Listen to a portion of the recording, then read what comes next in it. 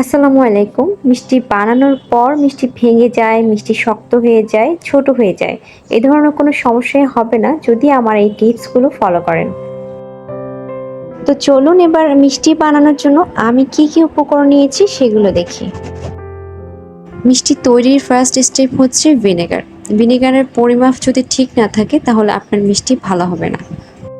আমি আজকে 2 লিটার দুধ দিয়ে মিষ্টি বানাবো, আর তার জন্য আমি এখানে 4 টেবিল চামচ ভিনেগার নিয়েছি আর তার সমপরিমাণ 4 টেবিল চামচ পানি।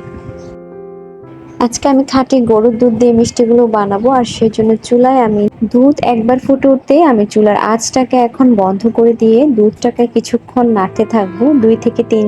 তার কারণ হচ্ছে ফুটন্ত গরম দুধে যদি আপনি ভিনেগার অ্যাড করেন এতে করে আপনার ছানাটা অনেক শক্ত হয়ে যাবে, আর আপনার ছানা শক্ত হলে আপনার মিষ্টিগুলো শক্ত হয়ে যাবে। এখন আমি অল্প অল্প করে দুধের মধ্যে ভিনেগারটা ঢালতে থাকবো যতক্ষণ না আমার ছানাটা পুরোপুরি তৈরি হচ্ছে। ছানাটা যখন এরকম করে হতে শুরু করবে তখন আমি চুলার আঁচটা মিডিয়াম আঁচে আবার জ্বালিয়ে দেব।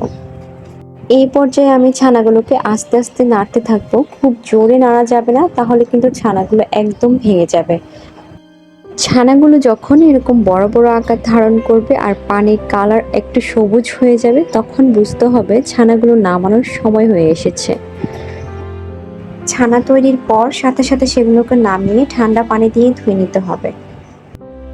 একটা সুতির কাপড়ের সাহায্যে আমি ছানার পানিগুলোকে ঝরিয়ে নিব। এখানে অনেকে একটা ভুল করেন যে ছানাটাকে এত চিপে চিপে পানি বের করেন যে ছানার অতিরিক্ত পানিটা বেরিয়ে আসে আর ছানাটা কাপড়ের বাইরেও বেরিয়ে আসে।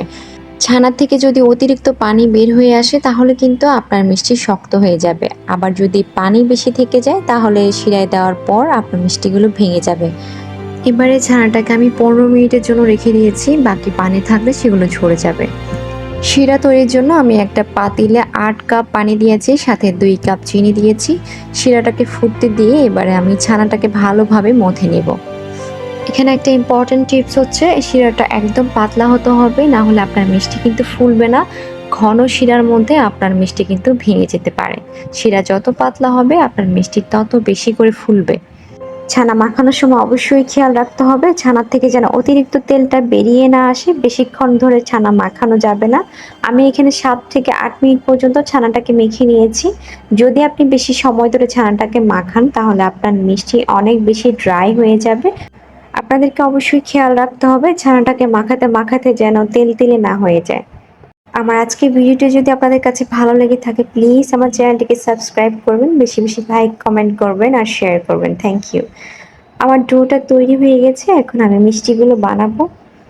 মিষ্টি বলগুলো তৈরি করার সময় খেয়াল রাখবেন মিষ্টির বলগুলো যাতে খুব সুন্দর করে গোল হয়, কোথাও কোনো ফাটা না থাকে। বলগুলো তৈরি করার পর এটাকে সাথে সাথে আমি শিরায় দিয়ে দিব। বাইরে বেশিক্ষণ রাখলে এটা কিন্তু ড্রাই হয়ে যাবে। আর আমি যেহেতু আগে থেকে শিরাটাকে তৈরি করে নিয়েছিলাম হাই আঁচে, এটাকে আপনারাও আগে থেকে তৈরি করে রাখবেন, তাহলেই বানানোর পর সাথে সাথে শিরায় ঢেলে দিতে পারবেন। এখন আমি সবগুলোকে শিরায় দিয়ে দিয়েছি, যদি আমার এই ভিডিওটা স্কিপ করে গিয়েছে। চুলার আঁচকে হাই হিটে রেখে আমি এখন মিষ্টিগুলোকে 12 থেকে 13 মিনিট পর্যন্ত সিদ্ধ করব। আর মাঝে মাঝে যখন মিষ্টিগুলো উপরে এরকম ফেনা উঠে আসবে তখন পাতিলটাকে এভাবে নেড়ে দিব। এতে করে মিষ্টির উপর নিচ দুই দিকটাই সমানভাবে হবে। চুলার আঁচটা কিন্তু মিডিয়াম টু হাই হিটে রাখতে হবে, লো আঁচে করা যাবে না। আমার মিষ্টির সাইজগুলো যেহেতু অনেক বড় সেজন্য আমি মিষ্টিগুলোকে 40 মিনিট পর্যন্ত রান্না করেছি। আপনারা চাইলে 30 মিনিটেই মিষ্টিগুলোকে নামিয়ে ফেলতে পারবেন যদি আপনাদের মিষ্টির সাইজগুলো ছোট হয়ে থাকে। আমার আগের শিরাটা যেহেতু পাতলা ছিল অনেক, এবারে আমি ঘন শিরায় মিষ্টিগুলোকে ঢালবো। আপনারা চাইলে এটা করতে পারেন, না হলে স্কিপ করতে পারেন। আমি একটা মিষ্টি কেটে দেখাচ্ছি, দেখুন মিষ্টির ভেতরটা ঠিক যেরকম জালি জালি হয় আমার মিষ্টিটা ঠিক সেরকমই হয়েছে। আর কতটা স্পঞ্জি হয়েছে দেখুন। তো সবাই ভালো থাকুন, আল্লাহ হাফেজ।